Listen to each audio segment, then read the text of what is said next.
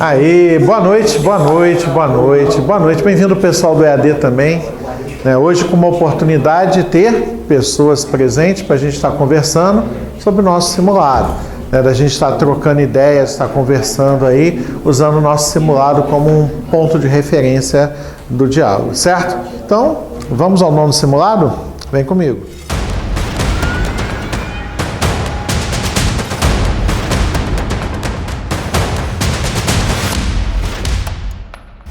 Sempre lembrando, pequena reduzida nas luzes aí para a gente poder facilitar a visualização e vamos discutir, vamos conversar sobre os temas que estavam aqui propostos para vocês nesse nono simulado, fresquíssimo, dessa semana, e que cada assunto, o que abordava, como é a situação, como pode aparecer para vocês. Então, qual foi a minha proposta com vocês? De cara, um pequeno pedaço de um texto do Liddell. Muita gente ficou me perguntando, mas Wagner, o livro do Liddell é muito terrestre. Então, como é que isso pode aparecer na prova? Como é que isso vai acontecer na prova? Eu não sei. Como assim tu não sabe? Eu não sei porque nunca teve o livro do Liddell no concurso de vocês. E eu também não sei quem é a pessoa que fará. Então, eu sou obrigado a apostar. É estranho um professor, ainda mais agora, na reta de chegada da prova de vocês, tá falando uma coisa dessa. Pô, o Wagner vai apostar? Eu vou apostar, porque eu estou nesse jogo junto com vocês. Então, a mesma coisa que vocês não sabem, eu também não sei.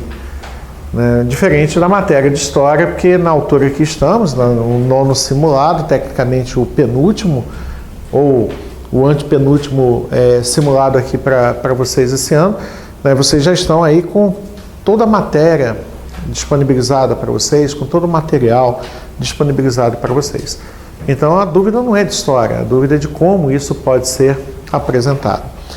Em outros concursos passados, até livros que não estavam na bibliografia sugerida entraram nas questões. E pode, só não pode perguntar sobre esta literatura. Mas pode usar essa literatura como uma referência. Essa parte introdutória nas questões, esse cabeçalho de cada questão, ele serve para orientar tua visão, orientar teu pensamento. Que no caso de história, já falei assim com vocês, te localiza no tempo e no espaço. Essa parte do texto, ela serve para me dizer qual assunto vamos conversar, de que época vamos conversar, de qual situação vamos conversar. Então ele é um orientador, é um norte para a gente estar seguindo aí. Então não se assustem com isso, tá? O que vai assustar vocês, e não vai, é o que está acima da letra A. Inclusive até falei para vocês, se for um texto muito longo, ali, dá um pulinho. Vai lá acima da letra A, da primeira opção de resposta, e vê se aquela última frase que tiver ali, que é a pergunta, já não é suficiente. Eu boto aqui meia página de lauda para tu ler, quando chega no final eu pergunto, quem descobriu o Brasil? Pô, precisava você ler meia página de texto? Não precisava. Tá? Então, é uma dica aí de você dar uma economizada. Claro, tu chega lá, de acordo com o texto. E aí? Aí, claro, eu tenho que ter olhado todo o texto com relação a isso. Essa é uma dica também para vocês lá na prova. E, claro, está sempre passando uma sugestão, uma dica, assim, para vocês. Isso é uma dica lá para o dia da prova, que é uma forma de você economizar tempo. Infelizmente, não botando defeito nas matérias, mas português e matemática vai gastar mais tempo de vocês do que história e geografia.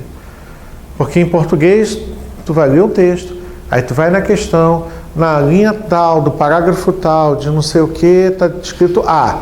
A quer dizer A ou quer dizer B?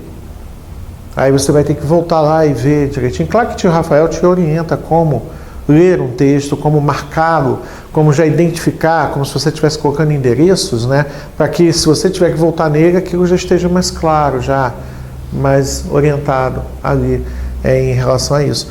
Mas vai te consumir muito tempo. Uma questão de português pode te obrigar a ter que voltar 5 vezes a leitura do texto. Enquanto que numa questão de história, dificilmente você vai ter que ler o cabeçalho de novo para responder a pergunta que tiver. Dificilmente ter que ler mais de uma vez para poder responder o que tiver ali que é questionado. Então, temos que ganhar tempo, temos que trabalhar em função disso daí também. Legal? Então vamos ver como é que seria isso? Nas duas maiores lutas, vou subir um pouquinho o texto só para a gente ficar com ele mais inteiriço, né? Lidel coloca, nas duas maiores lutas do mundo antigo, a derrota da Pérsia por Alexandre e a de Cartago por Cipião foram abreviadas pelo corte prévio das raízes. É um linguajar bem terrestre. Lidel, ele tem esse linguajar dentro dessas questões. Veja que na questão da Pérsia, na época de Alexandre, né, na expansão dos elementos ali macedônicos, ou a questão de Cartago, ele está focado num grande general que não teve grandes feitos no mar, apesar de Alexandre ser o responsável pela fundação da cidade de Alexandria no Egito, a praça marítimo comercial mais fabulosa do mundo antigo, porque havia uma conexão do porto marítimo com o porto fluvial. Então você juntou o que é de melhor, não tem nada diferente disso no mundo. Ou é ambiente marítimo ou é ambiente fluvial ali, né? Ou no caso um lacustre, alguma coisa conectada ao ambiente marítimo. Então Alexandria conseguia fazer essa conexão, conseguia ser um elemento aglutinador que fazia com que os dois trabalhassem juntos. E o porto marítimo ainda era dividido pelo próprio Epitárdio, né, que ligava a ilha de Faros à terra firme, ainda era dividido entre um porto militar e um porto civil, que passa uma ideia de uma organização muito efetiva, de algo muito bem estruturado, muito bem organizado. E com tudo isso, ele está focado nas questões terrestres de Alexandre, nas conquistas dos territórios de Alexandre. E quando ele vai às guerras púnicas, ele trabalha a segunda e a terceira guerra púnica. Toda a nossa literatura menciona, ou às vezes faz um comentário um pouco melhor sobre a segunda e a terceira guerra púnica. Mas foca na primeira, olha a primeira, discute a primeira, trabalha as ideias da primeira, pontua adequadamente a primeira. Por quê? Porque a maior parte da nossa literatura, 90% dela, é uma literatura militar naval. Muitas delas até engajadas, escritas por nossos comandantes, almirantes, né? Mas é uma literatura militar naval. Enquanto que Lidel é uma literatura terrestre. Ele foca na segunda e na terceira e menciona, até para falar que existe uma segunda, você tem que falar, houve uma primeira. Eu não posso começar da segunda em diante, né? Tem que ter uma primeira. Então ele menciona a existência de uma primeira guerra púnica. Numa segunda guerra púnica, quando ele fala, né, que os cartagineses tiveram que desembarcar lá na Espanha para poder vir até a Península Itálica para atacar Roma, ele diz que isso não foi porque Roma tinha domínio dos mares. Está lá, pode jogar o texto, ler. Ele afirma, não foi porque Roma tinha o domínio dos mares. Isso era uma estratégia cartaginesa de fazer um controle à distância, de conseguir efetivamente fazer relações ou conexões militares indiretas e não especificamente, diretamente no território. Tá? Porque ele está focado nisso. Essa é a ideia dele, essa é a forma dele de ver as coisas. Tudo bem? Mas veja que quando a gente conversa aqui sobre Alexandre, eu estou preocupado com a Alexandria. Eu estou preocupado com a praça comercial, com o porto militar, eu estou preocupado com essas questões. E quando a gente vai a Cartago, a gente não está preocupado com Cipião. Nem Cipião africano, nem Cipião imigrante, que ainda tem dois, né, Cipiões naquela história. Eu estou preocupado com a primeira guerra púnica, tendo em vista que é lá que a gente vai ver uma transição, uma mutação de uma nação eminentemente terrestre, Roma, na direção do mar, buscando o mar, e inclusive depois se consolidando no mar, dentro da construção do seu próprio espaço imperial. Mas segue lá. Aí ele fala que essas ações terrestres acabaram sendo abreviadas pelo corte prévio das raízes. Corte prévio das raízes, uma árvore, raízes, corte prévio das raízes é o corte. Se você cortar as raízes de uma planta, se você cortar as raízes de uma árvore, o que acontece com essa planta, com essa árvore? Morre. Então, o que é essa forma, esse linguajar terrestre de falar? Tá? Essa é a grande estratégia de ação indireta que permitiu a criação não apenas dos impérios macedônio, de Alexandre, e romano, que vai se formar bem mais tardiamente, mas é iniciado com as Guerras Púnicas. Como também de maior todos os seus sucessores, o Império Britânico. O jogo do cara, ele é inglês, né? Sabe que ele deu em inglês. Ele era um capitão do exército inglês na Primeira Guerra Mundial, gravemente ferido, quase morreu, foi reformado, virou historiador, né? Quem sabe faz, quem não sabe dá aula, né? Tem um papo que já escutei por aí assim, aí virou historiador e foi construir toda essa história, todos esses mecanismos aí, né? Sobre ela se levantaram a estrela e o poder de Napoleão Bonaparte, sobre o Império Britânico, e finalmente sobre seus alicerces erigiu-se a grande e sólida estrutura dos Estados Unidos, né? Ele mesmo mostra, os Estados Unidos é filho da Inglaterra. Então ele enaltece esse papel, essa construção. Beleza? Deu para pegar? Olha como é que a gente pode sim usar um texto terrestre, uma visão terrestre, para orientar o nosso pensamento direto na nossa estrutura militar naval. Bom, legal. Vamos lá. Sobe o texto. Liddell Hart, eminentemente historiador militar, né, mas totalmente voltado ao ambiente terrestre, suas táticas e técnicas militares campais, ao falar sobre o corte prévio das raízes, está se utilizando de uma expressão terrestre que a gente pode encontrar um paralelo equivalente ao corte das comunicações marítimas. Se eu cortar as raízes de uma planta, a planta morre. E se eu cortar as comunicações de um país? Ou de uma tropa? Ou, quiçá, de um determinado lugar, um porto. Se eu cortar as comunicações de um porto, o que acontece com esse um porto? Morre. Tipo o porto de Pireu. Onde é que fica o porto de Pireu mesmo? Na Grécia, em Atenas. Quem cortou as comunicações do porto de Pireu? Nem me importa quem, mas me importa mais como e quando. 405 Egos Pótamos. Ali foram cortadas as comunicações marítimas do porto de Pireu. O porto de Pireu morreu. A cidade de Atenas morreu. A Grécia entrou em convulsão. Então, só porque houve o corte das comunicações de um porto, ou no caso, de uma cidade, né, ali. Então, é equivalente, né, ao corte das comunicações marítimas, que representa a interrupção dos meios de manutenção das atividades de uma nação e ou das linhas de suprimento, de logística para forças militares avançadas. Qualquer coisa que você consegue impedir o outro de ter acesso, ali você já alcançou um corte dessas comunicações.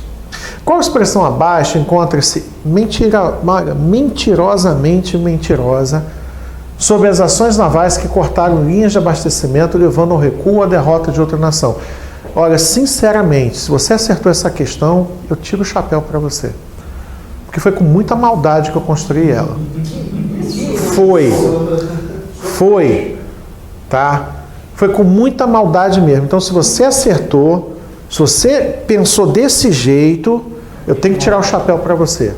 Você está num nível de excelência incrível. Pô, mas se eu não acertei a questão, eu tô mal? Não. Na verdade, não. Na verdade, você não está mal se você errou, tá? Porque eu fiz de tudo para você errar. Vamos ver se eu consegui isso daí? Consegui. Você no EAD, aí eu consegui também? Né? Então, vamos lá. Por que eu obriguei você a pensar dessa forma? Ou espero que você passe, então, a partir do ganho, do lucro que você teve ao ter raciocinado em cima dessa questão, de alcançar o teu objetivo, tá? Wagner, pode cair assim na prova? Desculpa, pode. Tem muitas coisas que eu boto, às vezes, questões para vocês, não sei o que é só um diálogo, é um exercício, mas tem uma situação que é muito possível de ser estruturada assim na prova para vocês. Então, vamos a cada opção, você já sabe, já está lá o gabarito bonitinho, nem me dei o luxo de desmarcar aqui a opção de resposta não, então óbvio que já sabe que a A está pretinha aqui, porque não é a que a gente quer, ela é uma verdade, então vamos a ela aí. Durante as tentativas de Napoleão Bonaparte de invadir e tomar a Inglaterra no início do século XIX, foi estabelecido um perímetro de defesa pelos britânicos que buscava constantemente manter a guerra em solo inimigo, impedindo as ações navais opositoras com o bloqueio direto dos portos e esquadras adversárias. Todo mundo viu uma verdade aqui? Essa foi o problema para vocês? vamos pensar nessa situação aqui. A Inglaterra vivia sendo invadida. Ela não tinha defesa na sua costa. Guilherme, o Conquistador, lá em 1066, foi o último a invadir. Não quer dizer que ali no século XI a Inglaterra já encontrou defesa. Na verdade, o que acontece no século XI, tu sabe bem, na questão das cruzadas, na questão de outras coisas, o foco saiu daquela questão intra-europeia e foi para o Oriente Médio. Só no início do século XIII que essa bola baixou e aí volta. E vai demorar um tempo ainda para que alguém queira desestruturar a Inglaterra, porque como o comércio não era na Inglaterra, como o comércio não era feito com produtos ocidentais, o comércio era feito na França com produtos orientais. Então não havia um foco ali sobre a Inglaterra. Então demora um tempo para que a Inglaterra acorde e entenda Henrique VII, que vai dizer, olha, temos que proteger nossa costa. Temos que proteger nossas áreas. Mas como? Sem dinheiro? Então temos que exercer o comércio. Por isso que Henrique VII criou a Marinha Mercante. Injetou dinheiro no Estado. Com isso, o Estado pôde criar a estrutura militar mais cara que existe.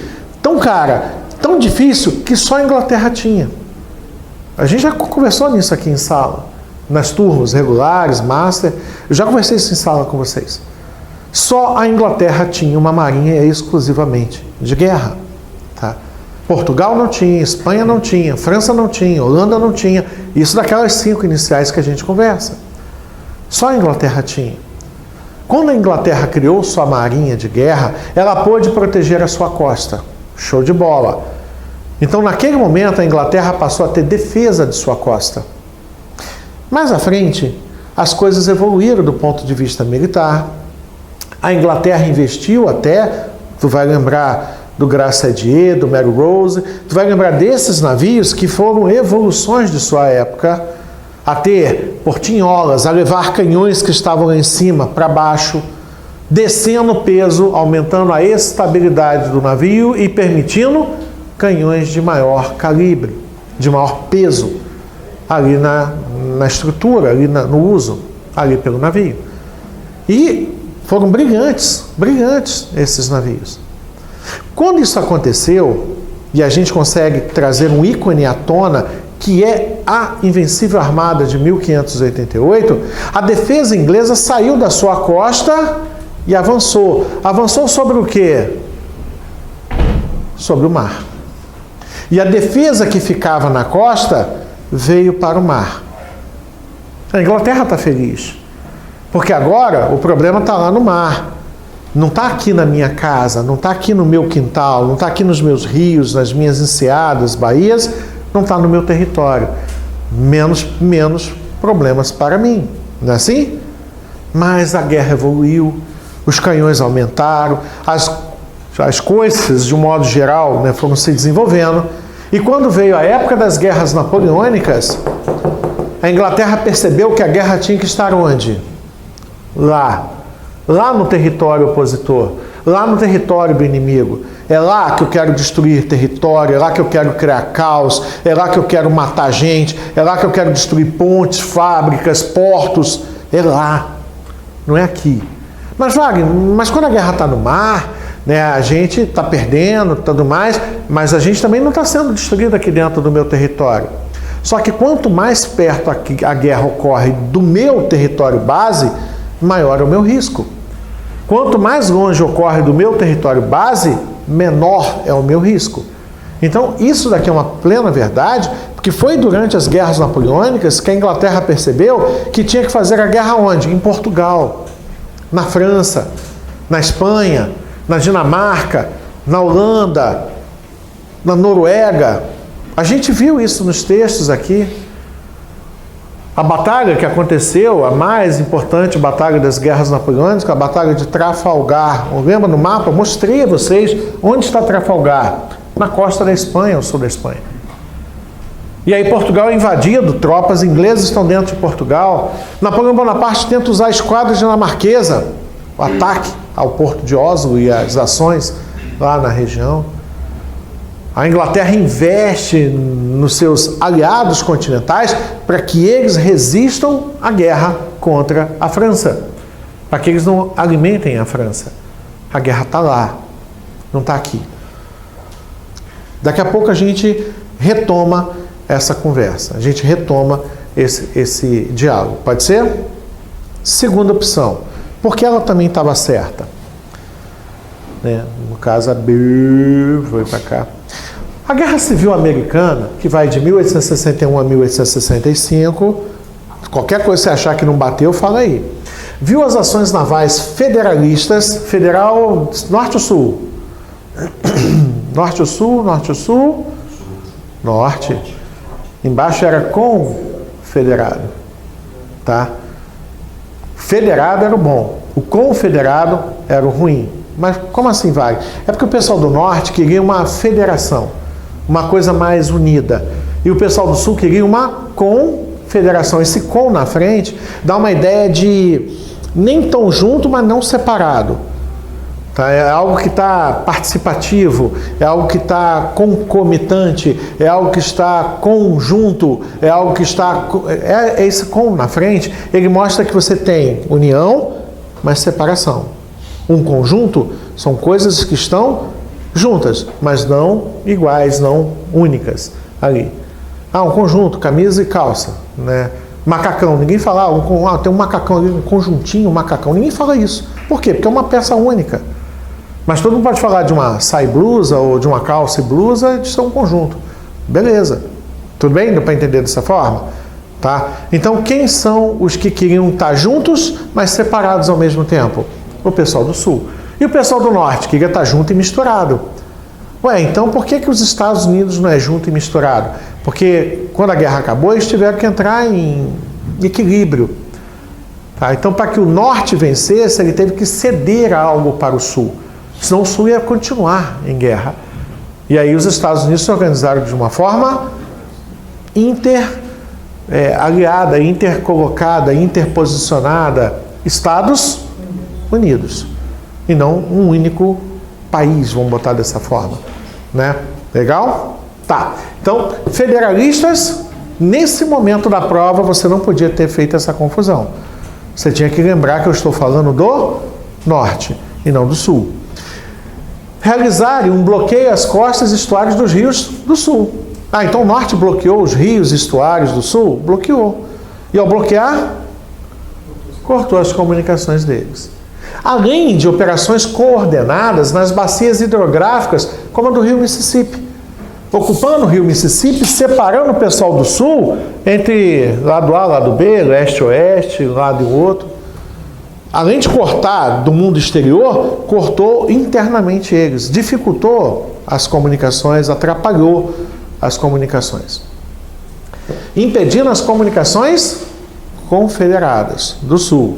O que muito contribuiu para a vitória dos estados do norte sobre os do sul. Verdade ou mentira? Verdade. Verdade, verdade, verdade, verdade. Eu quero verdade? Não, eu quero mentira. Tudo bem? Segue para a próxima então. Né? Porque a C, a terceira proposição, também estava certa aqui. Durante a Guerra da Tríplice Aliança contra o Paraguai, a Força Naval Brasileira inicialmente realizou um bloqueio naval no estuário do Rio da Prata. Ponto, para aqui. Todo mundo concorda? Até porque, quando a Guerra do Paraguai começou, a gente estava fazendo a Guerra de Aguirre. As operações de intervenção no Uruguai contra o governo de Atanásio Cruz Aguirre. E a Força Naval Brasileira estava onde? Ou no Rio da Prata, que é água internacional, ou no Rio Uruguai, que faz fronteira inicialmente entre Uruguai e Argentina, e depois entre Argentina e Brasil, e depois é um rio exclusivamente brasileiro. A gente estava operando no Rio Uruguai. Inclusive, fica a dica, foi a única operação, é o único momento militar em que operamos no Rio Uruguai. Apesar de toda a importância e fazer parte da Bacia Platina, os outros conflitos ou foi no Rio da Prata, ou foi no Rio Paraná, ou foi no Rio Paraguai. O único que foi no Rio Uruguai é a questão de Aguirre. Tá? Por isso que a passagem de Paissandu está na Guerra de Aguirre. A Paissandu fica no Rio Uruguai. Tá? Bom, então a gente estava fazendo o bloqueio lá porque a gente estava trabalhando lá. A gente estava operando lá naquela região. Para bloquear o Paraguai, se eu bloquear o Rio da Prata, o Paraguai já está bloqueado? Sim. Por quê? Porque o Rio Paraguai, que é o grande rio que alimenta o Paraguai, ele deságua no Rio Paraná. E o Rio Paraná deságua no Rio da Prata. Então, se você bloquear o Rio da Prata, automaticamente você bloqueou todo o Rio Paraná. Só que o bloqueio de longe, ele não é tão legal, não é tão efetivo quanto o bloqueio de perto. Quando eu bloqueio você perto, você tem pouca margem de manobra, você tem pouco espaço para trabalhar. Se eu te bloquear de longe, você ainda tem uma mobilidade interna, uma mobilidade com outras áreas. Então o bloqueio mais legal é o bloqueio que ocorre perto ou longe? Perto. Esse é mais legal do que um bloqueio à distância, do que um bloqueio distante. Por isso o Paraguai continuou fazendo uma fusarca medonha. E a imprensa argentina reclamando, tomaram nossa cidade, Corrientes, invadiram o nosso território, tudo culpa de vocês, brasileiros.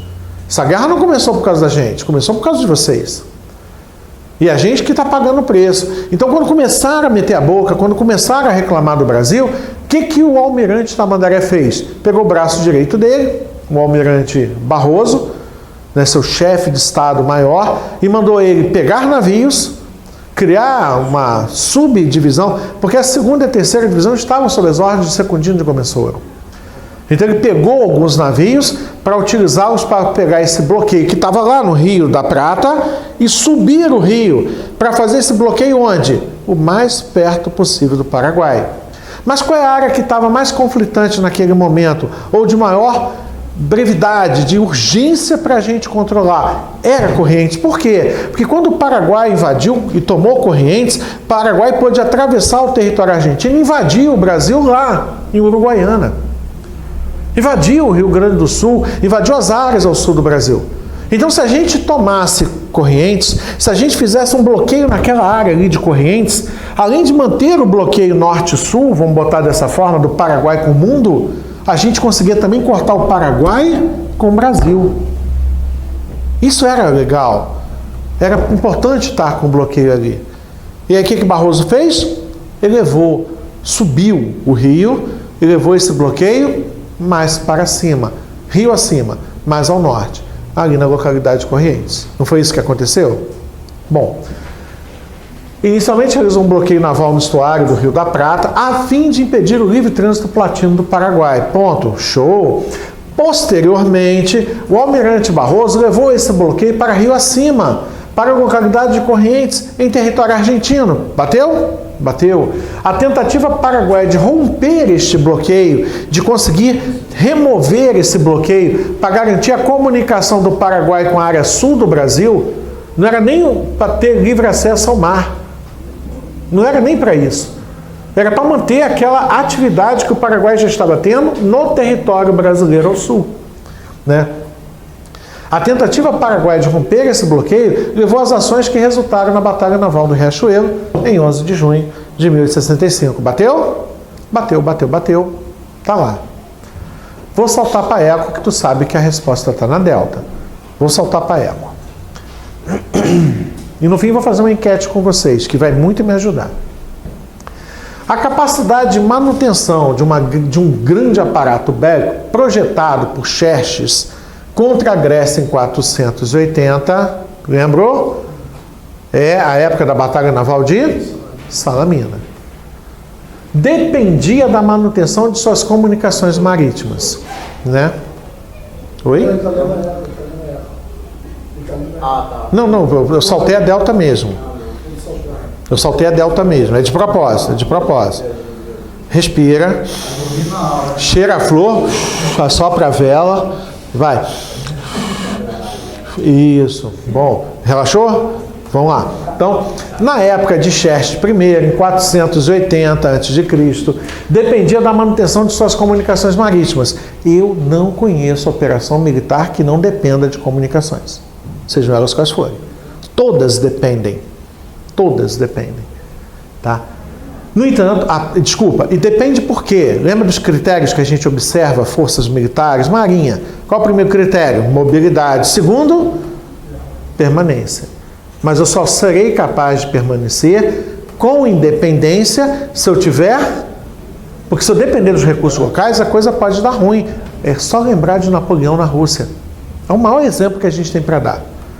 Napoleão entrou na Rússia esperando usar os recursos russos a seu benefício. Quando eles fizeram uma técnica, o ideal é ótimo para explicar isso, a técnica de terra arrasada, o que não deu para levar, tacou fogo e destruiu, quando o inimigo chegou não tinha o que usar, não tinha onde se abrigar, não tinha o que comer, não tinha nada. O pessoal envenena a água, mata tudo, destrói tudo e vai embora. O inimigo quando chega, nem água pode beber. É terra arrasada o nome disso aí. Tá? Quando o exército francês chegou na Rússia, e o inverno veio, eles não tinham comida, abrigo, não tinha nada, aí tu já viu o que aconteceu, tu conhece essa história terrestre de Napoleão, muito mais contada do que a batalha de Trafalgar, né? Mas tá, dependia de comunicações marítimas, no entanto, todavia, entretanto, porém, contudo, a partir de ações bem coordenadas, Temístocles, grande general ateniense, foi? Tá. Conseguiu dividir, desgastar e anular as ações navais pérsicas. Lembra? Quando ele deu a falsa informação e ali o inimigo já mandou parte cercar por lá onde ele nunca foi e aqueles que foram para lá cercar já não estavam presentes nas operações aqui. Já houve perda de pessoal.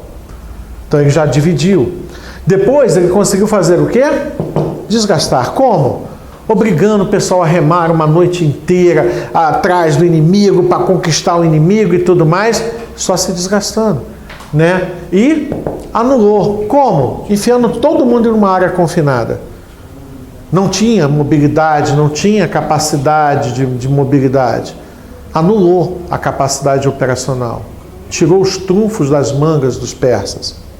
O que levou à retirada do aparato bélico de Xerxes da Península Grega. Porque já tinham entrado, já tinham passado pelos exércitos espartanos, já tinham chegado a Atenas e tinham tocado fogo em Atenas, tinham destruído a cidade de Atenas, né? Pela perda do apoio naval no mesmo ano de sua conquista da cidade de Atenas, em 480. Bateu? Bateu, bateu, bateu, bateu, bateu, tudo verdade. Vamos a Delta agora. Delta, isso, agora vamos lá na Delta agora. Aí olhando agora a Delta... O que está errado na delta? Vamos voltar lá na letra alfa. Né? Na dúvida, tu para agora, volta lá, quando eu estava falando sobre a letra A e vem direto para cá de volta. Né? Mentira, vamos lembrar aqui. Na época da construção da marinha inglesa, da marinha britânica, eles tiveram a capacidade de defender seu território. Na época das guerras napoleônicas, a defesa foi para já o território inimigo. Já foi para lá. Só que quando veio a Primeira Guerra Mundial, a onça estava solta. Quem sabia se defender de submarinos em 1914? Ninguém. 15? Ninguém. 16? Ninguém. 17? Opa! O almirante Simmons, da Marinha dos Estados Unidos, veio com uma proposta. E disse que só iria ajudar, que os Estados Unidos somente entraria na questão se a Inglaterra aceitasse qual a estratégia? O comboio.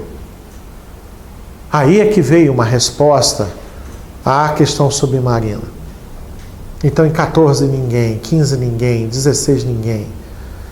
Ninguém sabia o que fazer ali. Tudo era uma grande pergunta. E se você não tem capacidade de defesa, você se expõe ao seu inimigo? Se você sabe que você não vai ter como se proteger dele, você bota a cara para fora, você não faz isso. Tá? A Inglaterra não botava a cara para fora. A gente discutiu aqui a batalha da Jutlândia e os submarinos alemães cercando a base de Scapa-Flow e os ingleses com o rabo entre as pernas lá dentro. Por quê? Porque em 1915... Desculpa. Antes lá do desastre dos Dardanelos, um submarino alemão entrou naquele porto de Scapa-Flow e tocou a zaralha lá dentro. Ninguém viu um submarino entrar? Não. E ele afundou o Ark Royal, danificou vários navios. Cara, entraram na tua casa e zoaram com a tua família. E você nem ficou sabendo. Você não tinha como se defender, se proteger. Você bate no peito e diz, agora eu sou o macho das galáxias e vou à luta. Não, tu recolhe. Tu bota o rabo entre as pernas, bota a barba de molho e fecha a porta. Os ingleses fizeram isso. Então eles estavam lá, no território inimigo, na Primeira Guerra Mundial? Não. Eles estavam lá na costa do inimigo, na Primeira Guerra Mundial? Não. Ué, então eles estavam onde? Voltaram para casa. A Primeira Guerra Mundial deu uma zerada nessas questões. Sempre falei assim para vocês, né? Como é que você supera a tradição, a grande capacidade? Lembra dos romanos para superar os cartagineses? O que os romanos fizeram? Botaram algo novo. Mudaram a regra do jogo. Quando a Alemanha botou um submarino como atacante, ninguém tinha feito isso no jogo. Ninguém sabia o que fazer. Qual a estratégia para se defender de um atacante submarino? Não tem como se defender disso. Então deu uma zerada nessa condição. Vamos ler? Durante a Primeira Guerra Mundial, a Grã-Bretanha realizou o bloqueio direto sobre os portos inimigos? Indireto. Pô, Wagner, mas indireto, direto, só faltou 2 letrinhas. Em português podia ter faltado um ponto, uma vírgula, já estava errado. Em história faltou 2 letras, tá ruim também. Vem com esse papo para cima de mim, não. Mas tá bom, não percebi o indireto aqui. Sobre portos inimigos, esses pertencentes à Tríplice Aliança. Tudo bem? A Inglaterra estava operando contra a Tríplice Aliança. Aqui tudo bem? Tudo bem. Ou impérios centrais. Bateu aqui. Ponto. Pô, Wagner, não percebi aquilo, até aqui eu aceitei. Para impedir as ações navais alemãs, principalmente submarinas, por exemplo, a Inglaterra manteve suas forças de superfície em contato direto com os portos e bases navais daquela nação. Não. Mal e porcamente, a gente tem 2 dias de batalha naval na Primeira Guerra Mundial. 31 de maio, 1º de junho de 1916. Muito mal e porcamente. E foi superfície contra superfície.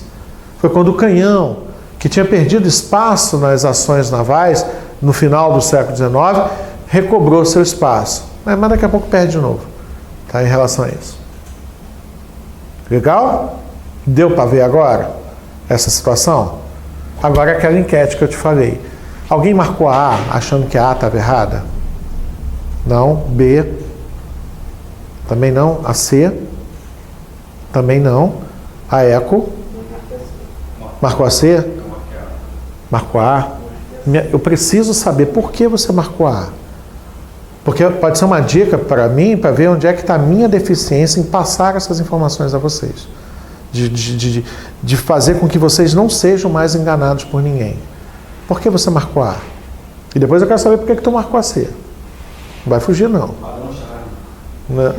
Não sabia o que marcou a C. Pô. Tá. Mas por que você marcou a A? Bom, o senhor tratava aqui de interrupção das comunicações. Perfeito. O senhor perguntava algo oposto a isso, que seria o incorreto. Perfeito. Então eu tinha entendido que esse bloqueio aqui dos portos estaria correto. Né? Porque na Delta... Seria a minha próxima pergunta. Se para você ter marcado a alfa e ter achado que a alfa estaria errada, você achou que a delta estaria certa. Não, primeiro que a ideia foi te enganar mesmo. Mas tem bloqueio direto. Bom, muito bom. Segue. Então, as duas têm bloqueio direto. Bloqueio direto, beleza. Então, ou uma está certa ou a outra está errada. Exato. Vamos lá. Só que uma fala dos portos e esquadras. E o outro, o bloqueio que diz aqui é portos e bases navais. Tá. Então, o que é mais próximo e o que é mais... qual é o distanciamento? Esquadras ou bases? Aí eu pensei na Marinha Britânica. Eu não saberia te dizer qual a diferença. Não. Nesse contexto, bloquear uma esquadra, bloquear uma base naval, bloquear portos, são bloqueios. Né? Mas, Isso que a base ela está mais longe, porque está no território inimigo. E o então, porto? Se eu bloqueio uma esquadra inimiga, ele naturalmente Tudo bem. mais próximo de mim, porque ele não está em terra. A base é fixa, o porto é fixo, a esquadra é móvel. Então a esquadra pode estar na base ou fora dela. Pode estar no porto ou fora dele. Não pressupõe que por ser um bloqueio uma esquadra, tenha que ser fora da base que ela estava. A esquadra dinamarquesa foi bloqueada no porto, para que nem de lá saísse, para que nem de lá fosse colocada. Entendeu? Como a esquadra alemã era bloqueada dentro do Báltico para que não saísse de lá, para que não saísse daquela área. Saiu, botou o nariz para fora na Jutlândia, teve que botar o nariz para dentro de volta. Tá? Então, nesse caso, aquele encontro é um encontro direto, mas o bloqueio era exercido à distância. Hoje, ele é mais ainda à distância do que era naquela época. Hoje eu posso bloquear você sem nem ir até você. Você tem TV a cabo em casa? Tá ruim a TV a cabo, você liga. Quantos técnicos aparecem na tua casa? Nenhum.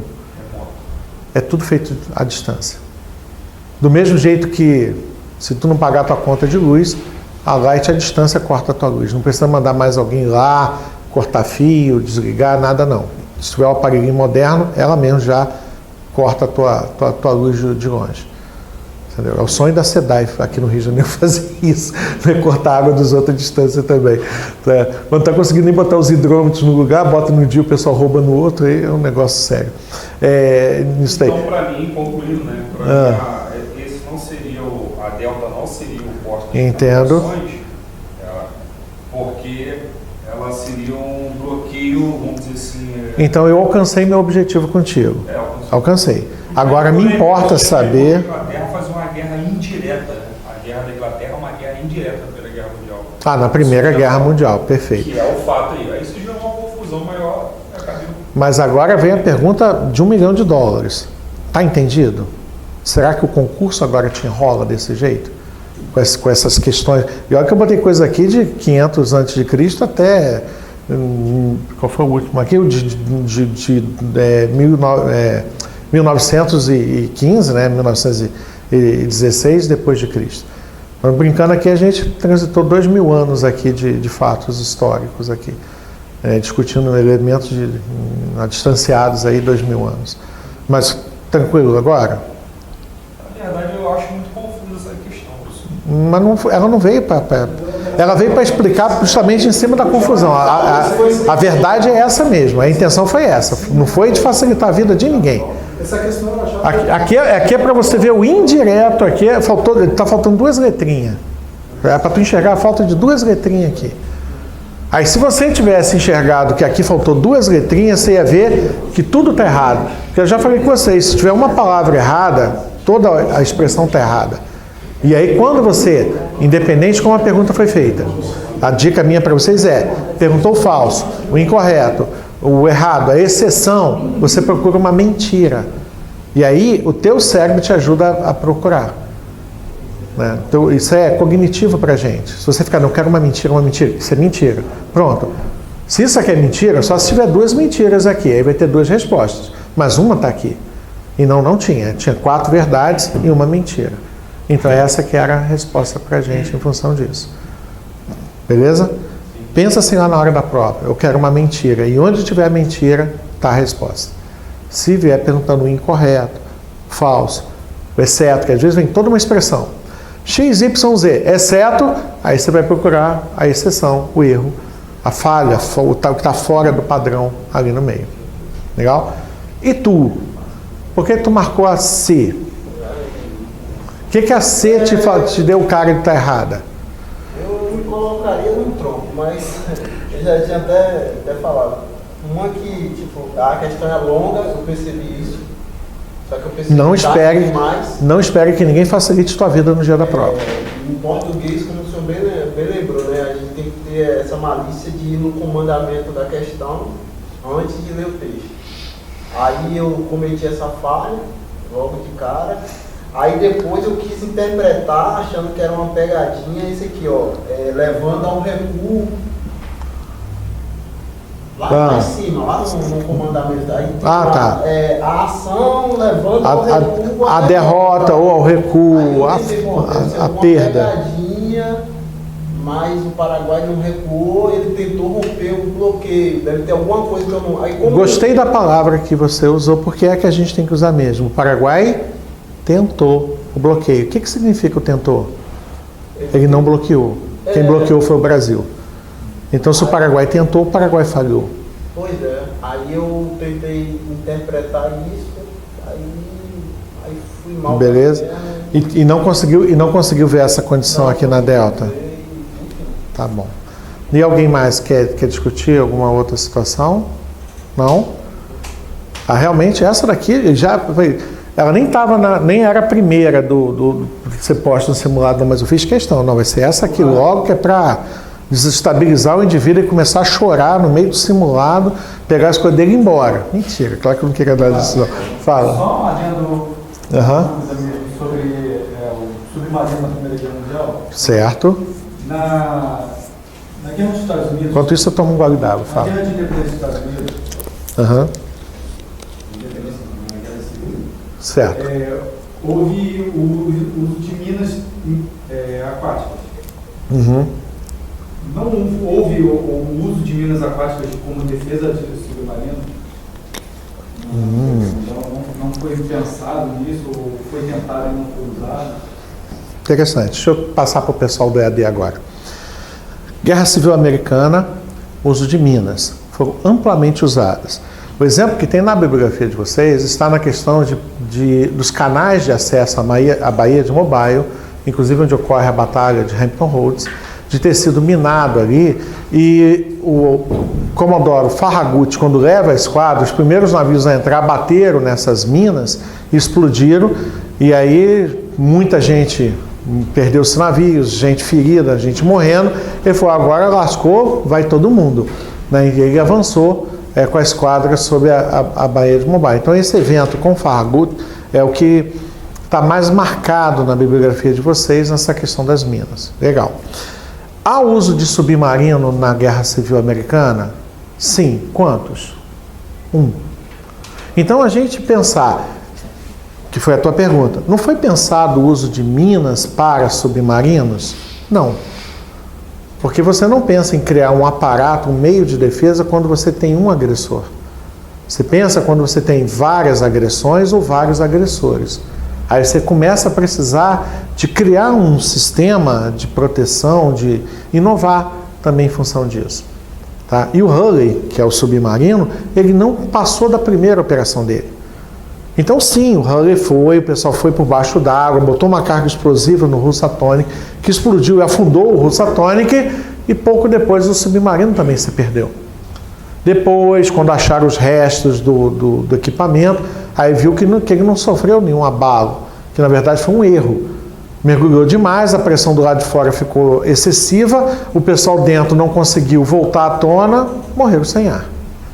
Tá? Não tinha como abrir a porta pela pressão da água contraposta. Foi a conclusão que chegaram em relação a ele. Por quê? Porque na verdade o submarino não era exatamente submarino, ele era uma caldeira adaptada com o pessoal pedalando, pedalinhos de bicicleta, para girar o eixo e ir por baixo d'água com aquele troço embaixo d'água. Então não havia snorkel, não havia válvulas de reguladoras de pressão, não havia nada no equipamento. Ele era, botar assim, rústico do muito imbecil fazer uma besteira daquela. Mas cada qual com seu cada qual. Então a minha resposta para você é não. Ninguém pensou nisso na Guerra Civil porque não houve necessidade. Nada justificava criar um mecanismo com relação a isso. Mas o uso das fortalezas e os canhões das fortalezas justificava o uso de navios encouraçados. O avanço da artilharia dos navios justificava o uso de navios encouraçados. Então nisso investiram amplamente. Ou, tendo em vista os navios encouraçados, o uso da mina para atingir os navios embaixo d'água, por baixo da estrutura do navio, onde ele era frágil, onde a couraça não iria lhe proteger. Então, onde a coisa poderia ser efetiva foi pensado, onde não era efetivo. O submarino ele não é. É muito bonitinho na nossa bibliografia falar do Hurley e tal, não sei o quê. Mas o Hurley não tem nem cheiro de submarino, sério. Para mim é um preciosismo de parte da nossa literatura trabalhar essa ideia com valorização. Dá valor demais para quem deu valor de menos na sua própria história. Legal? Mas não estou aqui para mudar a bibliografia de vocês. Eu tenho que trabalhar com ela. E sim, o Hurley é o primeiro submarino, é o primeiro a obter resultado satisfatório, é o submarino das galáxias da Guerra Civil Americana, só tem ele. Né? Então, é ele sim que vai estar ali. Mas não houve necessidade de criar mecanismos de defesa contra algo que, na verdade, não existia no contexto amplo ali. Legal? Fala, meu nobre. Eu sei que a Alemanha foi a primeira nação, a primeira marina, que usou o submarino como atacante. Sim. É que eu estava só esperando você terminar a sua pergunta. A Alemanha é a primeira nação a empregar o submarino como uma arma contundente, como uma arma de ataque. Porque até então o submarino era visto como um instrumento de defesa. Era uma defesa, uma forma de camuflagem, de esconder o navio que estava ali. Tanto quanto que o submarino não atirava embaixo d'água. O submarino atirava em cima d'água. Até os lançadores de torpedo muitas vezes tinham que estar com o submarino fora d'água para serem acionados. A principal arma no submarino na Primeira Guerra Mundial era um canhão que tinha na proa do submarino. Uma metralhadora que ficava junto à vela principal. E esse material ficava debaixo d'água. Então, quando você tirava ele da água, o submarino, você ainda tinha que esperar a água escorrer, às vezes até fazer uma secagem, uma limpeza, até para alimentar o material e utilizar, né, empregar eles ali. Então, ainda dava um certo retardo no seu emprego, na sua condição. Então, é considerado o primeiro ato de um submarino como ação contundente não defensiva, justamente quando o U-21 afundou o HMS Pathfinder. Ele não foi para lá defender uma área ou um porto, alguma coisa do navio. Ele foi até onde o navio estava para atacá-lo e afundá-lo. E fez isso. Então, é o primeiro a obter essa condição, modernamente pensando. Beleza? Professor? Sim. Nessa questão, o senhor disse que ela está incorreta porque ele seria um indireto. Sim. Ok. Colocando-se ali a atuação da Inglaterra indireta, mas com o restante do texto dizendo que o contato era direto nos portos, aí a Alfa O bloqueio também era direto. Peraí, vamos rever. Não. Só um instantinho. Durante a Primeira Guerra Mundial, a Grã-Bretanha realizou o bloqueio direto sobre os portos inimigos. Isso é verdade ou mentira? É mentira. Era indireto. Sim. Então, relendo. Realizou um bloqueio indireto sobre os portos inimigos, estes pertencentes à Tríplice Aliança, ou Impérios Centrais. Para impedir as ações navais alemães, principalmente submarinas, por exemplo, eles não tinham como impedir as ações. Não havia contramedida. Eu não tinha o que fazer. Se a primeira parte tivesse dito que a ação era indireta, a partir do ponto e dizer que para impedir as ações, eu não tinha como impedir. Eu não tinha o que fazer. Veja que a minha defesa foi a gente se juntar. Não havia sonar, não havia carga de profundidade. Tudo isso foi sendo criado na necessidade do bojo da guerra. Foi sendo ali disponibilizado ali. Porque, por exemplo, quando o encouraçado foi criado, a Itália encomenda à França, que é a construtora do navio encouraçado, encomenda a ele um navio que possa agir contra encouraçados. E aí o que a França faz? Navios com ariete. Ali se sabia o que fazer porque tu tinha o controle. Então, pensando assim, e eu não tenho provas para isso, é uma suposição plena, o único que sabia como se defender do submarino é quem usava o submarino, era a Alemanha. Mas eu duvido que ela fosse contar para os outros como se defender dela. Como localizar um submarino embaixo d'água. Só vai aparecer isso perto da Segunda Guerra Mundial. Na Primeira Guerra Mundial eles chegaram a fazer hidrofones. Mas, cara, o hidrofone, ele capta todos os sons que o mar produz. E como é que você seleciona o som?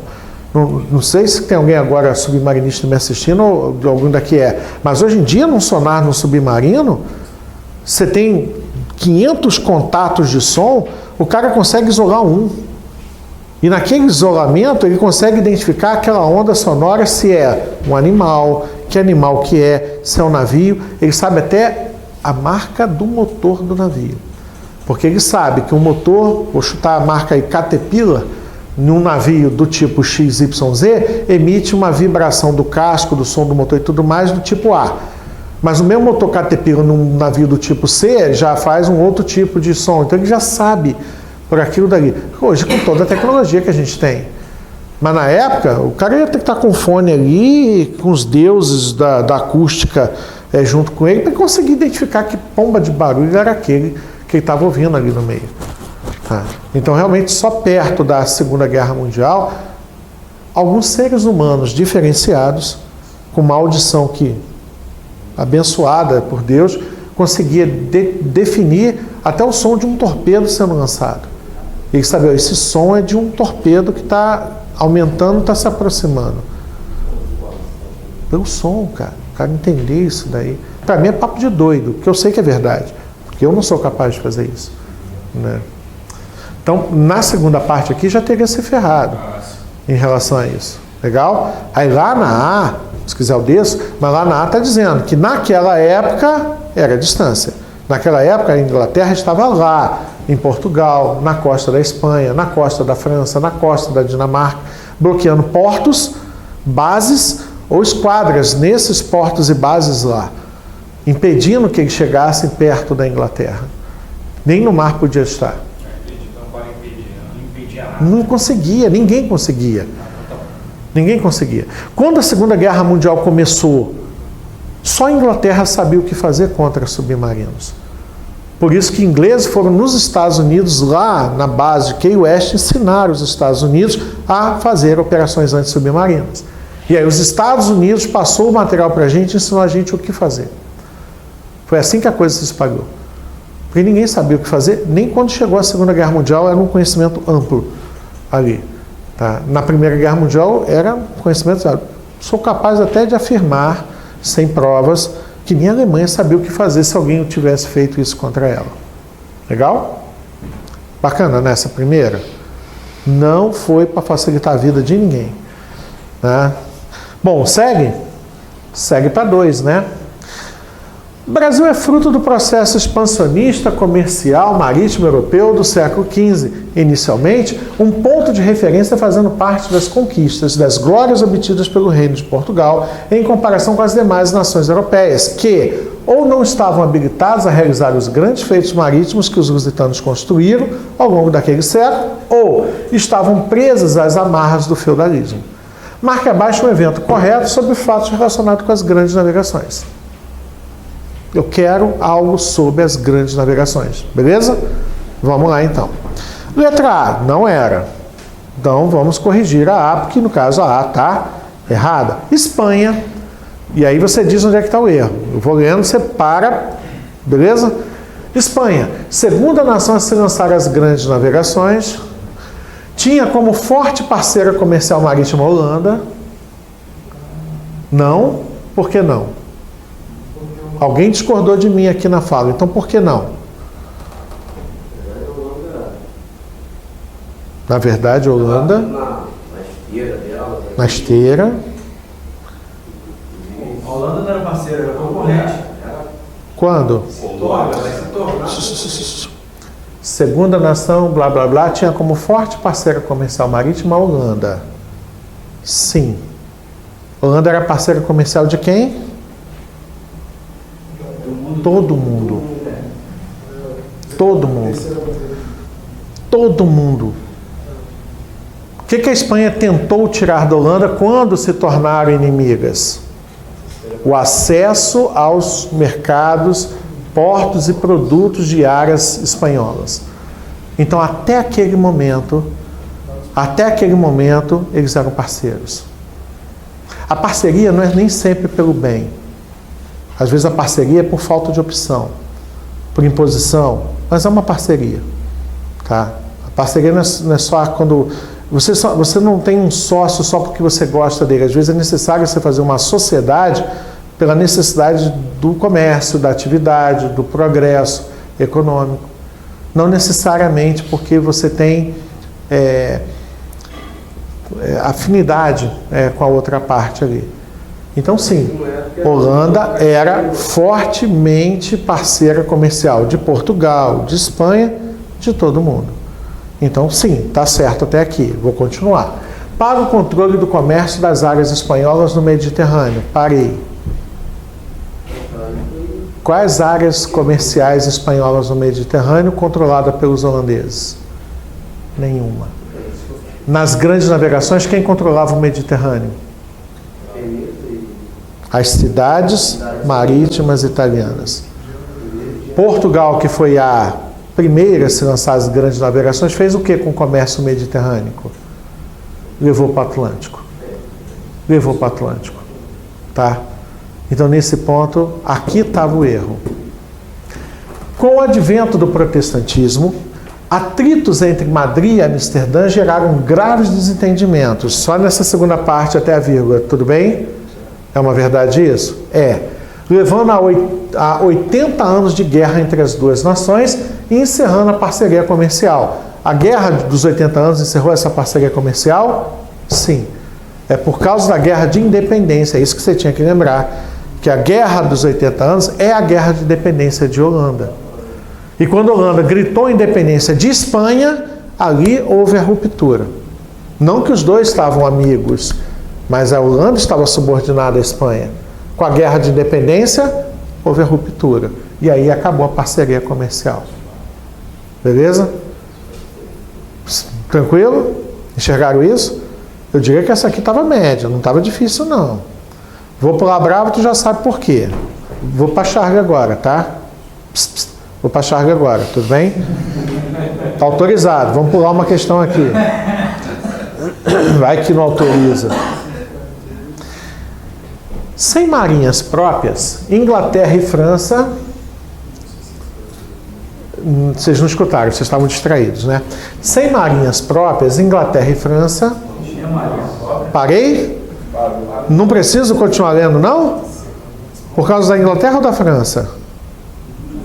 Dos dois até, mas principalmente, se eu não me tocar disso, a Inglaterra não tem marinha própria? Arrego. Nem preciso continuar lendo. Mas vou ler porque eu sou maldoso contigo. Ficaram subordinados à navegação luso-espanhola. Não ficaram subordinados à navegação luso-espanhola. Mesmo a navegação luso-espanhola ter sido pioneira em grandes aspectos, mas isso não levou à subordinação da marinha inglesa à marinha portuguesa ou espanhola, nem da francesa à marinha inglesa ou espanhola. A marinha portuguesa ou espanhola. Tá? Buscando liberdade econômica e autonomia financeira, a Inglaterra de Henrique VII desenvolveu sua marinha mercante. Se eu ficar só com esse pedaço, está indo bem? Esquece a primeira etapa. Está indo bem aqui? Tá? Buscando liberdade econômica e autonomia financeira, buscando dinheiro. Né? Ele cria a marinha mercante? Sim.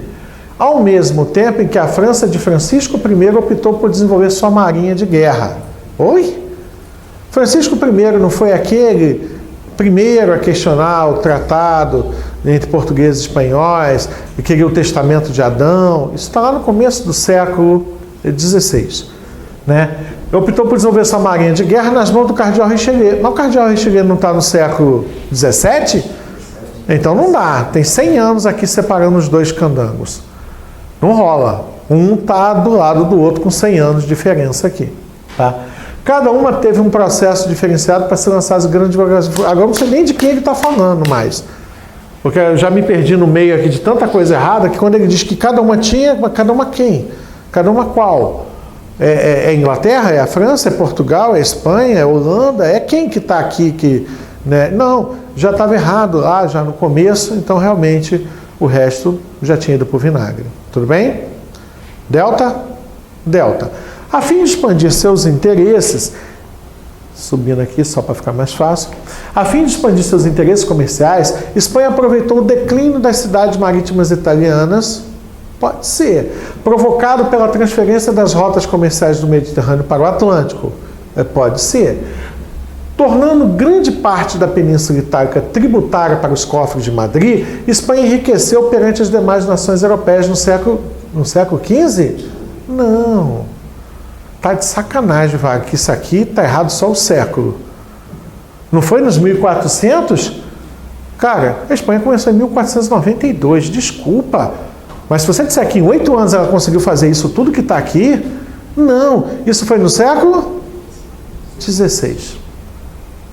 Isso é no século XVI. Inclusive, qual é a nação mais poderosa do século XVI?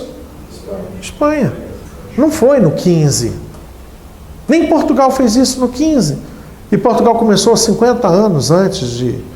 Mais até um pouquinho, mas começou 50 anos antes. Aqui. Pô, tá de brincadeira. Aqui um tracinho. Um I maiúsculo aqui faltou para século XVI, né? Faltou. Sim, meu querido. Nesse contexto, a gente considera a União Ibérica como... Não. A União Ibérica cresce... A Espanha cresce financeiramente. Não, a União Ibérica engrandece a Espanha, mas a Espanha já era grande, senão ela não tinha tomado Portugal.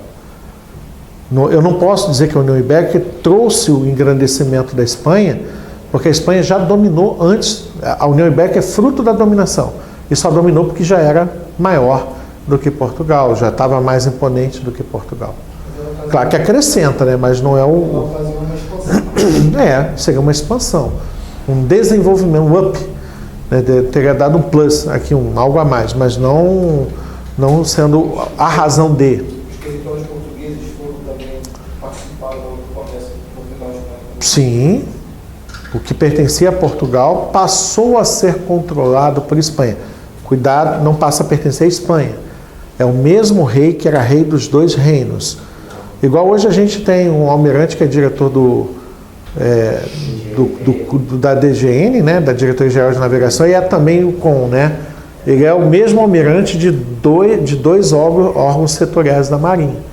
É como, brincando, é como se a DGN e o CON fossem países e tem o mesmo rei controlando os dois ali. Você tem o mesmo almirante, onde teoricamente era para ter um no CON e o outro na Diretoria Geral de Navegação. Já teve outros casos, em outros momentos que aconteceu isso daí, né, de modo interino, de modo temporário, né, às vezes já aconteceu até de ter capitão de mar e guerra no lugar de almirante, até se escolher qual almirante ocuparia o cargo ali, por N razões que possam ter acontecido, às vezes infelizmente por falecimento, outras vezes por progressões sociais ou funcionais ou qualquer outra coisa, já aconteceu, né? Eu já até me perdi. Sim, faltou um itemzinho aqui, um izinho aqui maiúsculo. Isso é no século XVI. Eco. A chegada quase que simultânea dos portugueses ao sul da África, 1488, e dos espanhóis à América, 1492, tem só 4 aninhos separando um do outro, te juro, 4 anos de história não é nada, modificou as inserções políticas do processo das grandes navegações. Vamos ver onde é que esse negócio vai dar, porque já não ficou bem aqui não, mas é um ruim assim tão suave que tu nem percebe. A partir de então, Espanha procurou ampliar seu contato com Gênova devido a Colombo. Enquanto Portugal fechou acordos com a Holanda para a produção de açúcar nas Antilhas, não. Daqui já estava errado. Passou para cá, tinha outro erro. Quando chegou aqui no final, errou de vez. Quando é que o açúcar foi para as Antilhas? Com os holandeses? Com a saída do Brasil. Foi com a saída do Brasil. Tá, mas vamos lá. A chegada quase simultânea, modificou as inserções políticas do processo das grandes navegações? Não, Portugal continuou sendo pioneira e a Espanha em segundo. Não mudou nada nesse ponto.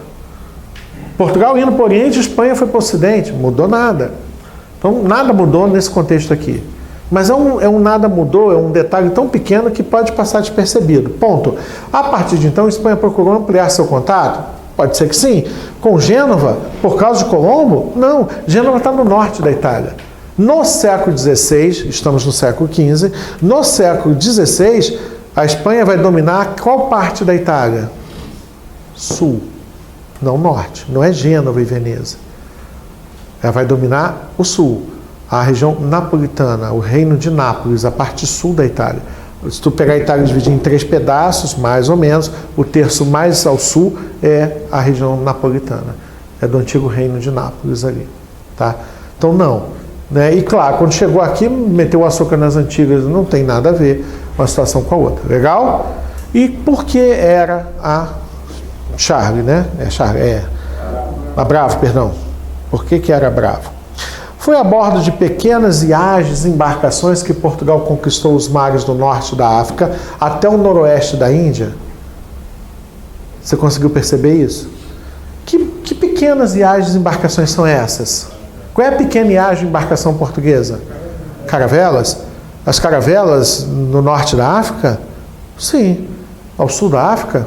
Com que navios você acha que foi descoberto o Cabo da Boa Esperança por Bartolomeu Dias? Em Caravelas. Agora me diz qual foi o nome do tipo do navio utilizado por Vasco da Gama para ir às Índias? Caravelas. O que Colombo fez para chegar às Índias? Chegou nas ocidentais primeiro. Caravelas. Então eram essas embarcações que faziam isso daí. Então tá certo. As caravelas, unindo as principais características náuticas desenvolvidas até a primeira metade do século XV, foi o pilar das conquistas de Portugal. Verdade ou mentira? Verdade, verdade, verdade, verdade. Marca ela e seja feliz. Por que na primeira metade do século XV? Porque na segunda metade do século XV a viagem estava ficando mais longa ou mais curta? Mais longa. E para a viagem mais longa precisava de mais gente indo para que cargas voltassem. Não é isso? E aí a embarcação teve que ir? E qual é essa embarcação que cresceu? A nau. Aí com caravelas, Vasco da Gama chegou às Índias. Voltou. Deu certo ou deu errado? Super certo. Mas precisava dar um up. Aí quando Portugal mandou a segunda viagem às Índias, nas mãos de Cabral, quantas caravelas? 3. Mas eles são com 13 navios, então as outras 10 eram naus. Quando chegou lá do outro lado do mundo, o que Cabral fez? Amizade ou inimizade? Inimizade, criou inimigos, bombardeou portos, trocou tiro com todo mundo, xingou a mãe de alguém. Olha, o babado foi severo. E Portugal entendeu que precisava fazer guerra perto ou longe de casa? Qual navio que vai para longe? A nau. Então, qual navio Portugal escolheu? Aumentar a artilharia do navio. E, claro, reestruturar para receber essa artilharia. A nau. E a nau artilhada, a nau construída, reformada para a operação de guerra, ganhou qual nome? Galeão. O galeão só surgiu no século XVI, quando Portugal chegou às Índias. Então, a primeira metade é exclusiva caravela, do 15. A segunda metade, caravelas e naus. Primeira metade do 16, caravelas, naus e galeões. Beleza? Segue lá. 3. A 3 dizia que a Marinha do Brasil, enquanto Brasil nação dependente, e não Brasil colônia, nem Brasil dependente, nem Brasil Reino Unido, é Brasil independente, Brasil dono de si. Tá? Enquanto Brasil nação, segundo as palavras da publicação Introdução à História Marítima Brasileira, empregou a violência necessária nos conflitos e nas guerras que ocorreram no passado. E que, toda vez que alguém utilizou a força para impor seus próprios interesses, encontrou a oposição de um poder naval que defendeu com eficácia o território e os interesses que possibilitaram a formação do Brasil. Ponto. Marque abaixo uma proposição correta sobre os conflitos internos ou externos em que a Marinha do Brasil se fez presente de modo resolutivo. Nunca voltamos derrotados. É a Marinha Invicta de Tamandaré, não é? Então todos os eventos estão garantidos, não é isso? Só que a nossa história começou com empate, não foi? Não foi com empate? Nos conflitos externos, vamos lembrar deles? Quais são os conflitos externos que o Brasil teve até hoje? Primeiro, Guerra Cisplatina. Caiana, a gente era colônia das mãos de Portugal, João, 1809. Declarada em 1808, mas tomada em janeiro de 1909. Não esquece isso não. Brasil Nação é depois de 22. Me preocupa isso porque, há uns anos atrás, primeiro conflito externo brasileiro após nossa independência, tomada da Cisplatina. Um monte de gente marcou. Na letra A estava escrito tomada da Cisplatina. E a tomada da Cisplatina começa em 16, termina em 21, nas mãos de João. Nas mãos de Portugal, Brasil Reino, de 16 a 21. Reino Unido a Portugal e Algarves.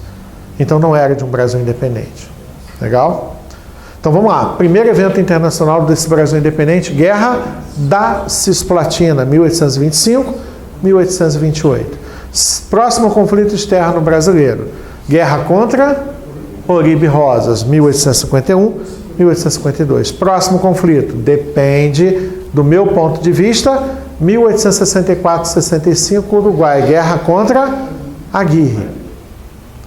Para outros, mistura a guerra de Aguirre com o próximo externo, que é a guerra do Paraguai, 64-70. Salta, próximo conflito externo brasileiro, Primeira Guerra Mundial, que para o Brasil começa em 17 e termina em 19. Depois vem a Segunda Guerra Mundial, que para o Brasil começa em 42 e termina em 45, junto com todo mundo. Beleza? Conflitos internos brasileiros que eu estudei com vocês depois de Brasil independente. Marca isso na cabeça. Primeiro, depois que o Brasil se tornou independente, mas eu quero interno. Pernambuco, 1824. O que teus parentes fizeram lá naquela época? A Confederação do Equador, e não lembra, não estava lá. Tu estava lá, assim pela lata, tu estava lá. Entendeu? Vai pagar uma de gatinho aqui só porque a câmera não está filmando ele. Tu estava lá. Né? 1824, Confederação do Equador. Salta. Aí a gente dá uma apaziguada, nem tão apaziguada assim, a gente entra no período regencial e a gente vai parar onde? Em Belém do Pará, 1835, quando começou a cabanagem. Aí a gente, no mesmo ano, já começa a treta no sul, onde? Na Farroupilha, ali no sul, em 35. A do Pará vai esticar de 35 a 40.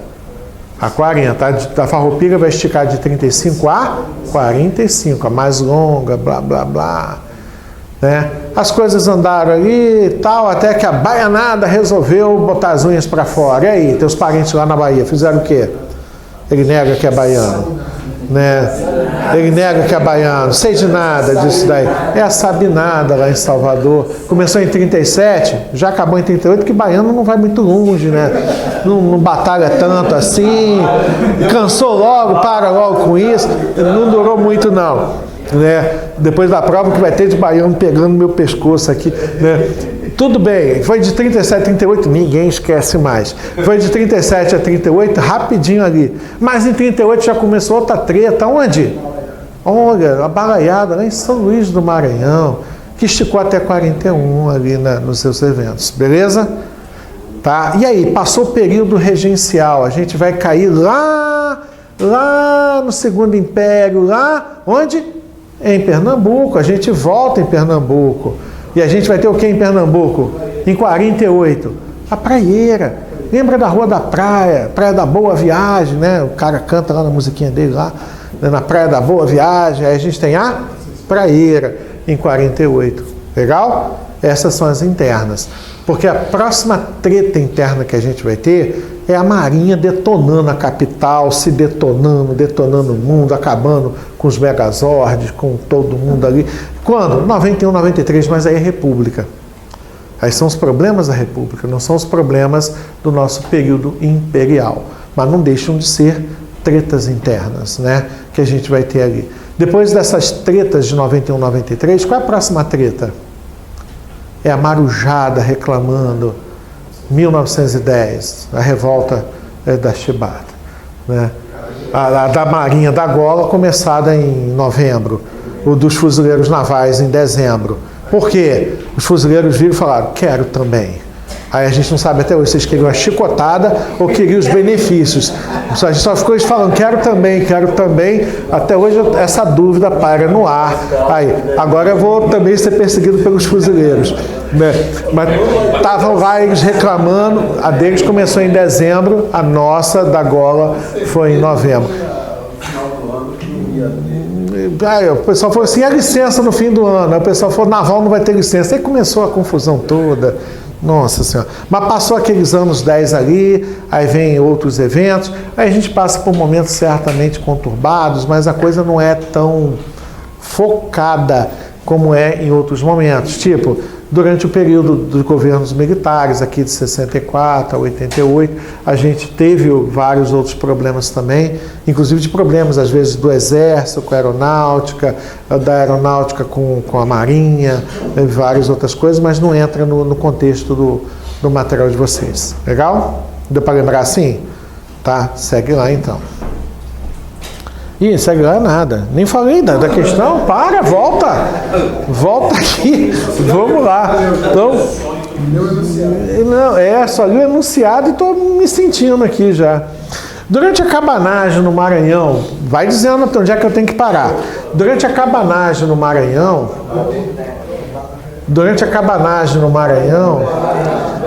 seria a balaiada. Então, ou a cabanagem no Pará, Belém, aí então parou. Não precisa continuar?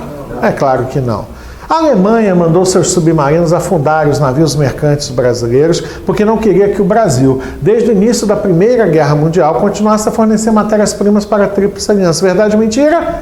Mentira! Mentira, porque a guerra começou em 14, você acabou de me lembrar que a gente só entrou em...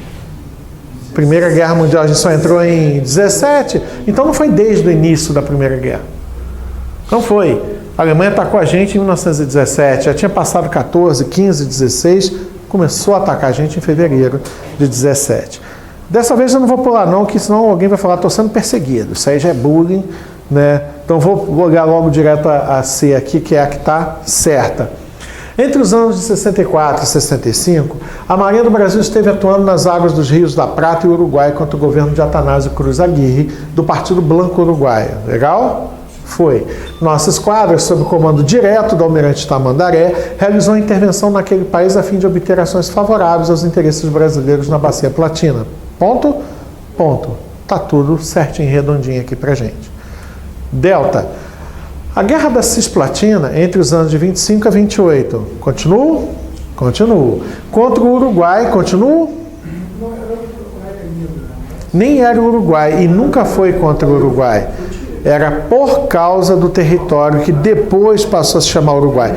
O pecado não está nem nisso daqui, porque eu posso dizer que o Uruguai em 1500 não existia. Uruguai em 1500, como não?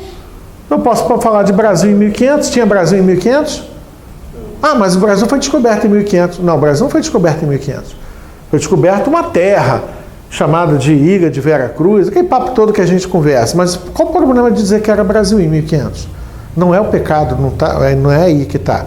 Você usar um termo atual, um nome atual para um local, um território referenciado em épocas passadas. Não é esse o problema. O problema é que a guerra nunca foi contra aquele território. Se tivesse aqui em 28 contra a Banda Oriental, deixou de ser Banda Oriental, era chamado de Província Cisplatina. Tá bom. Então em 1828 contra a Província Cisplatina, nunca foi contra aquele território. Inclusive aqui a treta maior foi por causa da Argentina.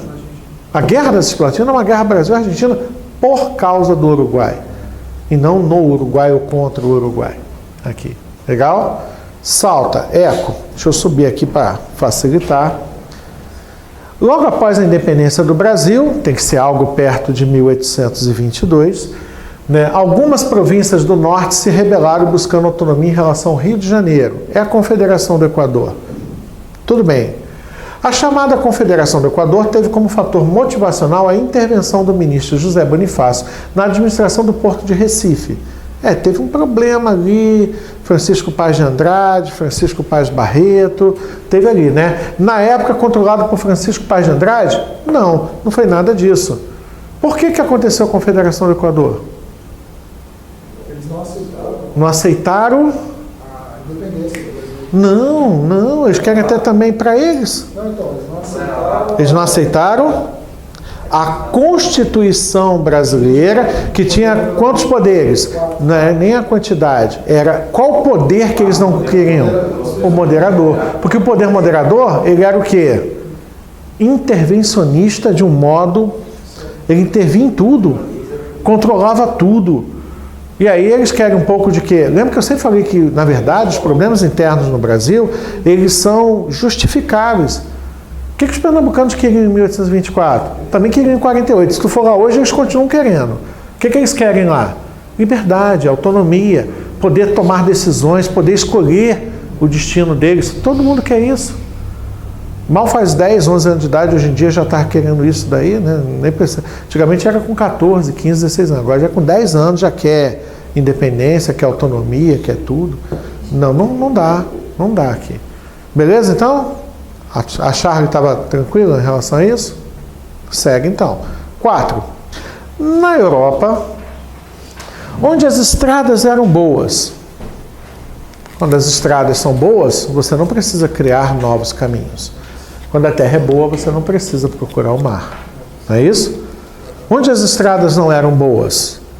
Onde tinha acabado de começar a ocupação. Onde? Américas, Norte, Centro, Sul. Nesses lugares as estradas eram ruins. Nesses lugares eu tenho que aproveitar as estradas naturais. Onde é que estão as estradas naturais? Onde a natureza constrói ela. Em rios, enseadas, baías, mares, oceanos. A própria natureza já fez o caminho. É só você ir lá e trafegar, transitar por eles. Mas vamos lá.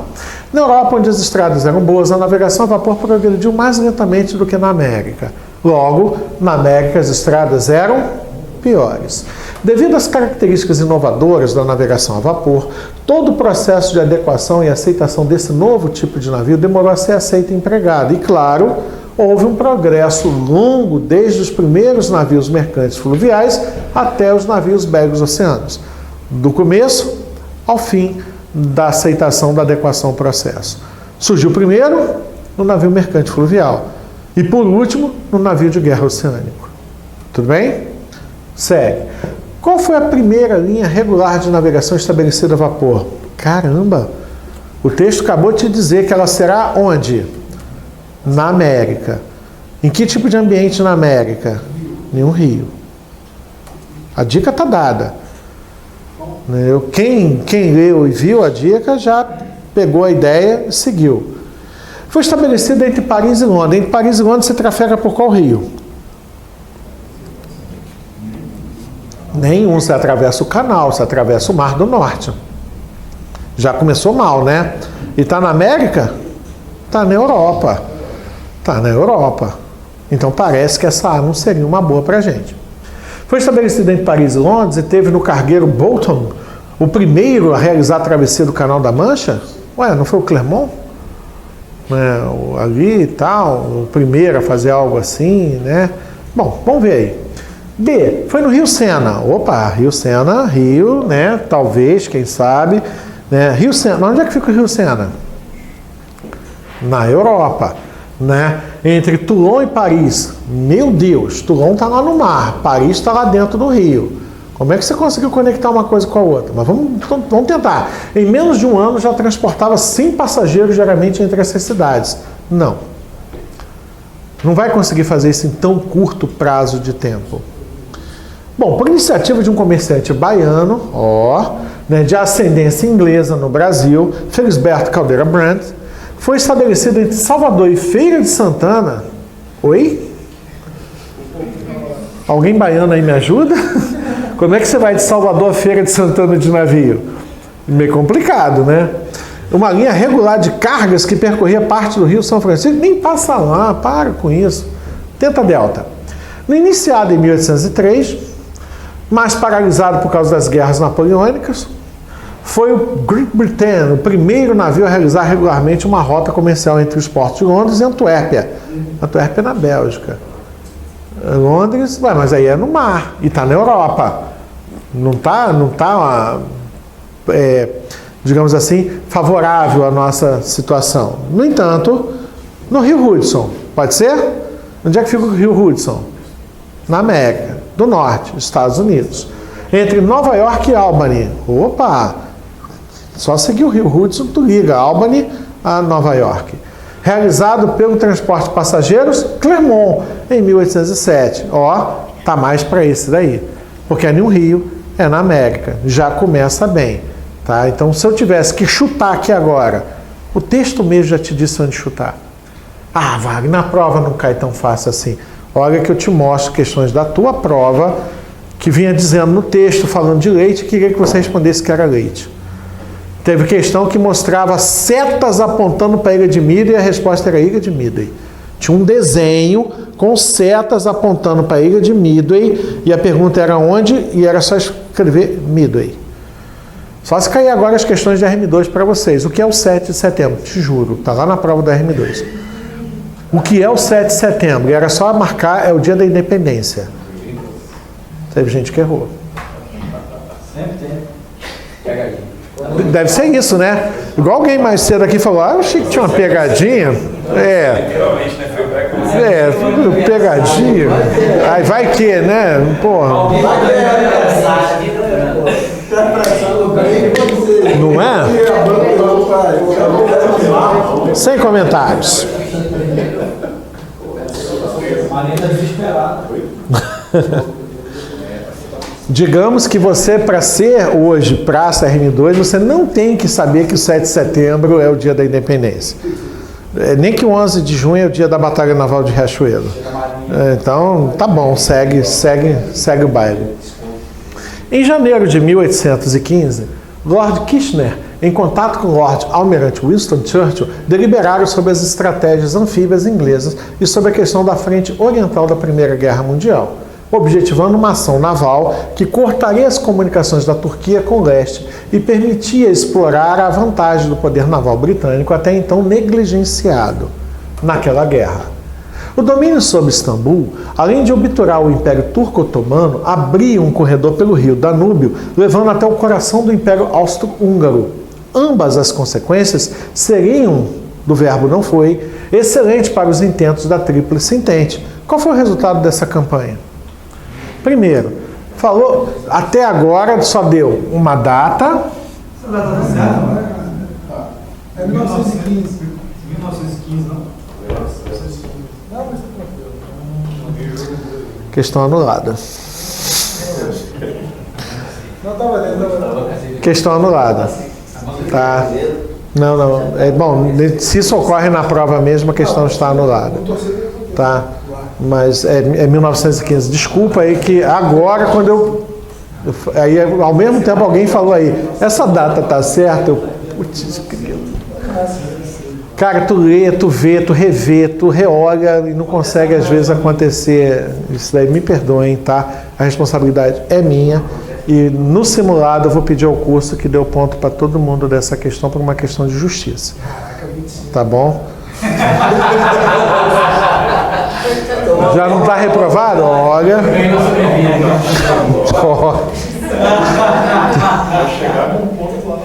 Tá, mas me desculpem por isso daí e tal, mas vamos exercitar.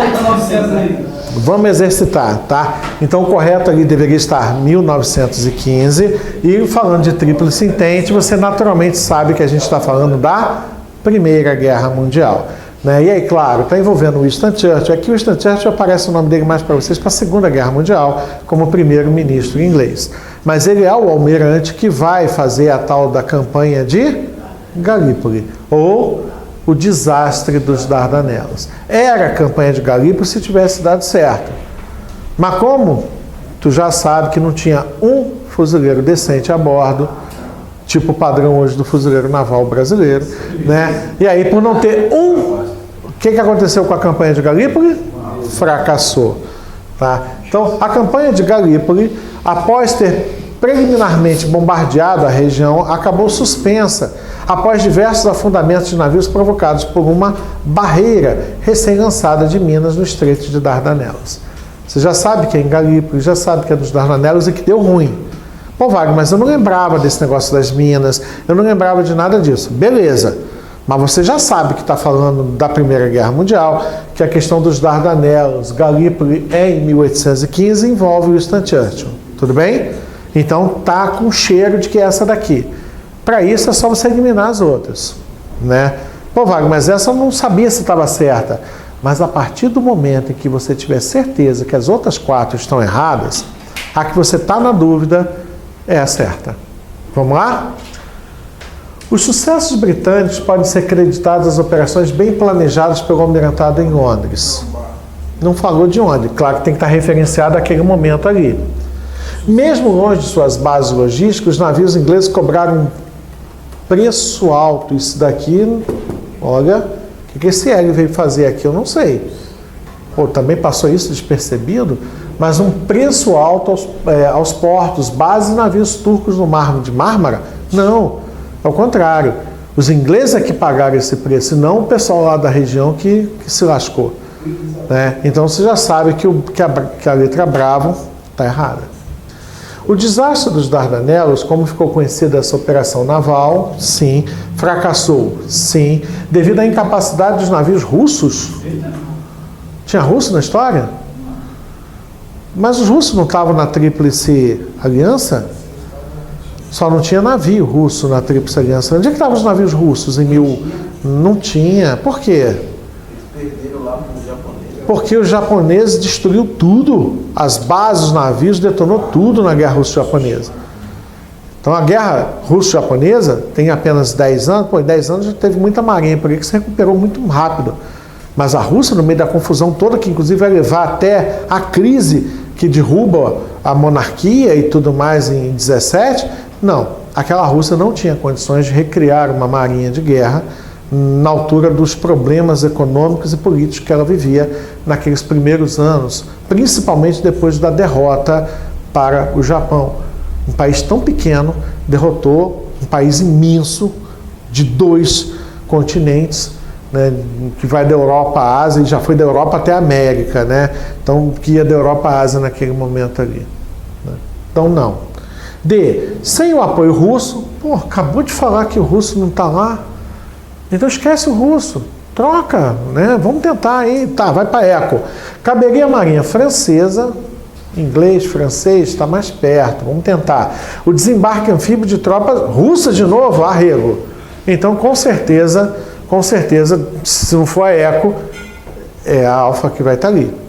Ah não, já foi a ECO até essa daqui, né? Das tropas juntas, então nem ECO é a letra Alfa. A letra Alfa está mais perto de algo que eu entendo que tenha sido ruim para os ingleses dentro do contexto ali dos Dardanelos. O Bósforo é ali do lado, assim, o Dardanelo, o Bósforo. Certo. Tá? Os Dardanelos é onde está a conjuntura ali é como se você estivesse entrando, de um modo geral. E onde está Istambul, tá? do contexto ali. Ali está o controle ali daquela região como um todo, como a cidade mais importante.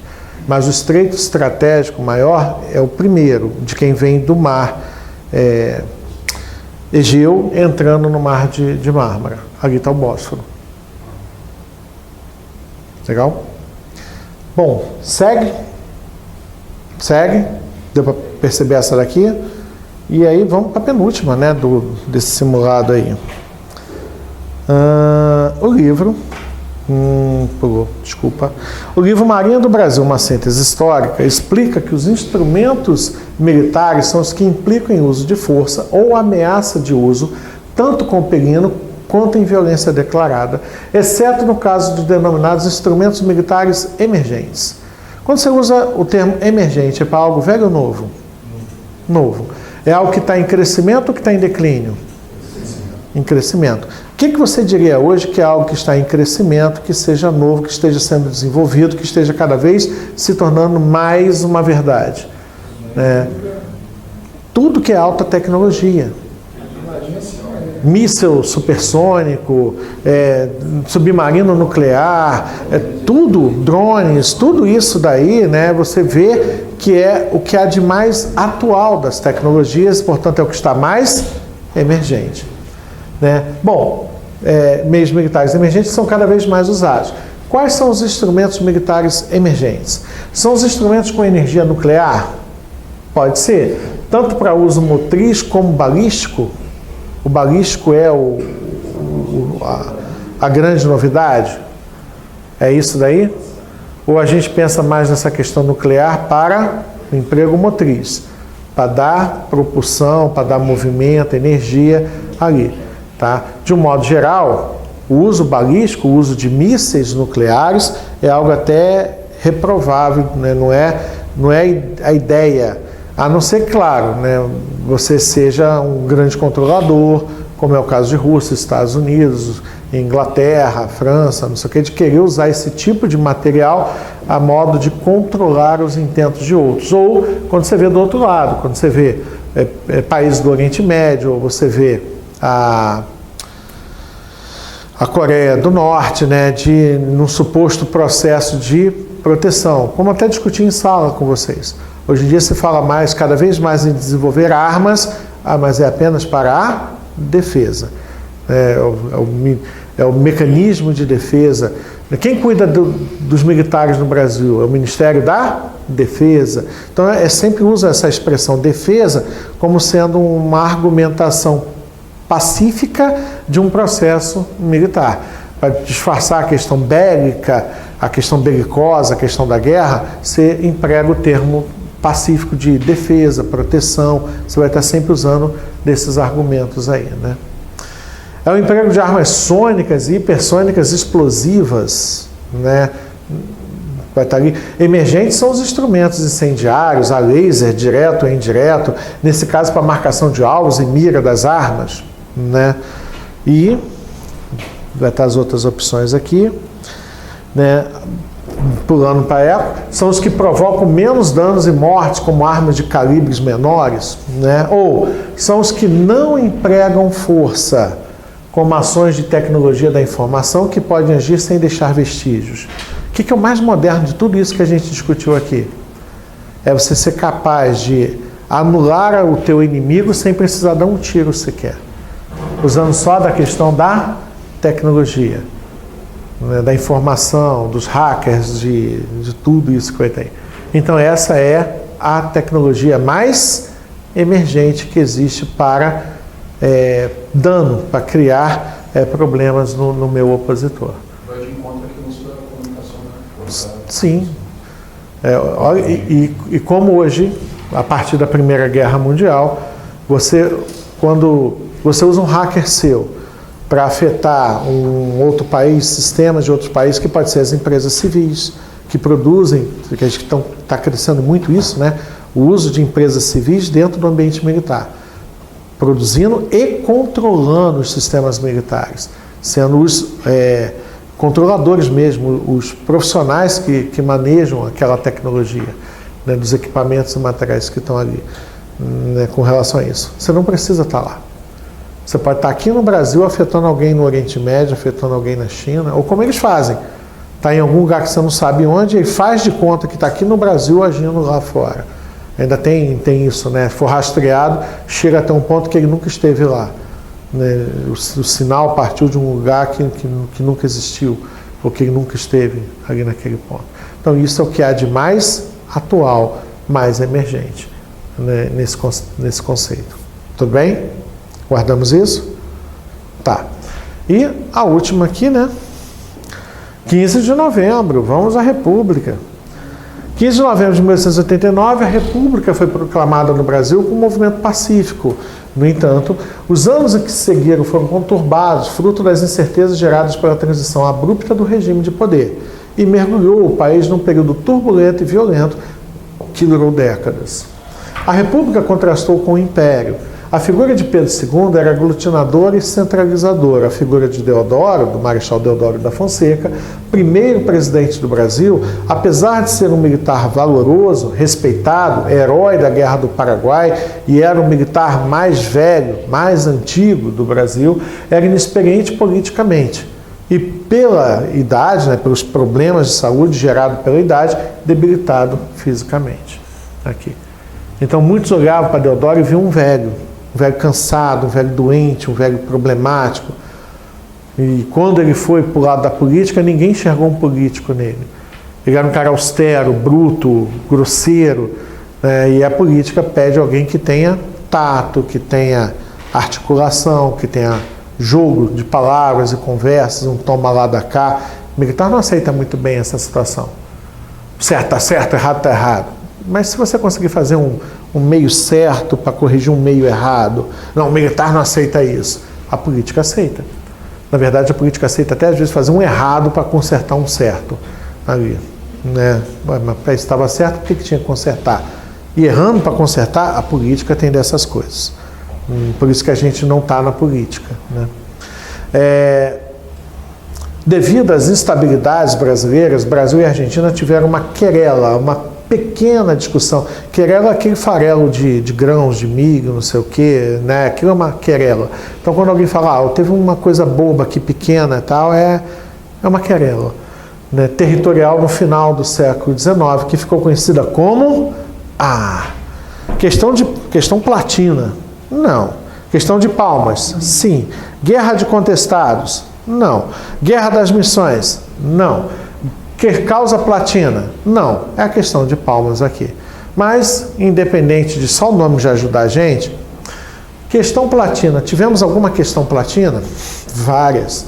Né? Com base nos acordos firmados entre Espanha e Portugal no Tratado de Santo Ildefonso de 1777, a questão que a Argentina brigou aqui, que ela reclamou aqui em 1890-95, a chamada questão de Palmas, estava com base no Tratado de Madrid de 1750. Ela usou o argumento do que foi discutido em Madrid. O que foi discutido em Madrid? Que os 7 povos das missões seriam dados aos portugueses, mas que lá embaixo seria dado aos espanhóis. Então foi lá que ela foi buscar essa questão do território, que era, não era, deixou de ser, era para ser, mas não foi. A questão de Palmas, 90-95, tendo como base o Tratado de Madrid de 1750, foi arbitrada pelo presidente dos Estados Unidos, Cleveland, né? Grover Cleveland, e foi ganho de causa para o Brasil. Perfeito. Guerra de Contestados. Temos uma guerra de contestados? Sim, mas é uma questão terrestre, não entra em nada para a gente. Tendo um território a oeste dos estados do Paraná e de Santa Catarina sido requerido pela Argentina, não foi requerido pela Argentina, foi contestado justamente entre os dois. Tá? A chamada campanha de contestados, a guerra de contestados. Guerra das Missões. Tivemos alguma coisa relacionada aí com as missões? Sim, né? Como a questão dos 7 povos das missões, que acabou aqui, não vai subir mais? Então, peraí. Acabou para baixo, não tem? Então, deixa eu criar um para baixo aqui, só para subir um pouco aqui.